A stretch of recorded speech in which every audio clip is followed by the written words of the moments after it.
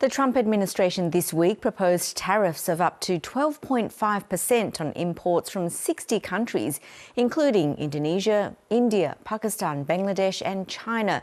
It says they're the result of an investigation that determined those countries had failed to address forced labour within their trade and supply chains.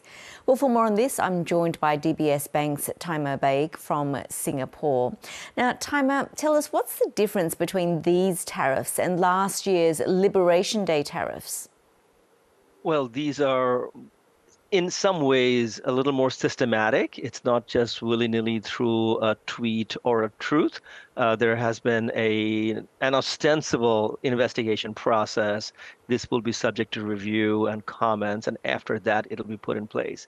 In the past, Section 301 has proven to be a little more robust in terms of upheld by the judicial process. So you could argue that this ought to be a little more durable if the administration does manage to push it through.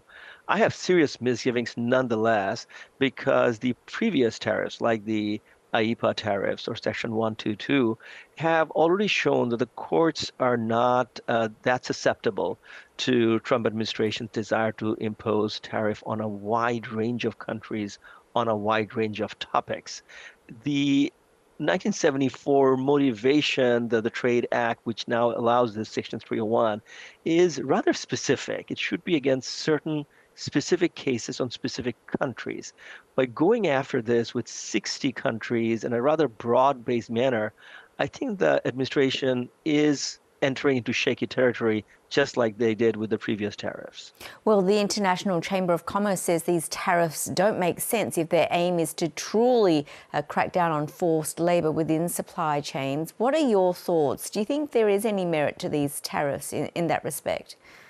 I find it hard to believe that the courts will be sympathetic to such a broad-based approach toward imposing rather, 10, 12.5% tariff on 60 countries that span from high income to low income, countries that have historically held the highest standards of labor to countries that may or may not. So I think that in a proper court setting, this will look somewhat dubious and on shaky grounds. And as I said earlier, already the courts have shown a tendency to be rather critical as opposed to just being swayed by the Trump administration's a priori rationale. So I think the burden, again, would be on the Trump administration to convince the courts. I am thinking they will not succeed.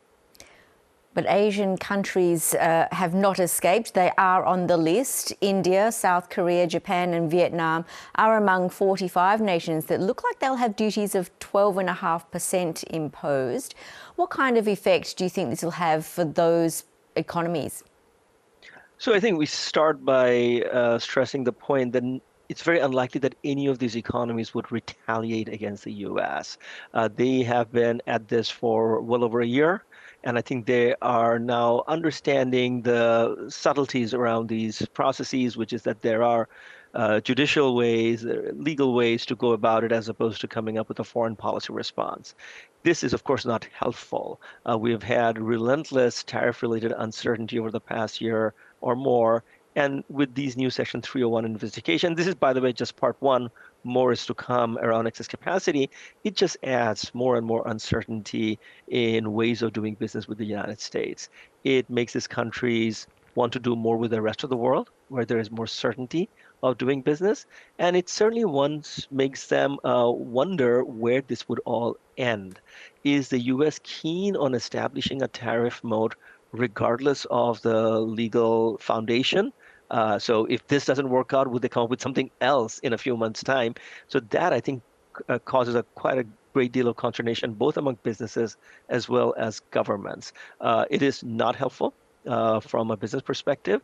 But let's also be clear that even if these things go through, there are many layers of exemptions, many layers of quotas and one-offs. And as a result, the effective rate of tariff imposed by the U.S. is high today than it has been in the last 50 years, but it is around 6.5% to 7%.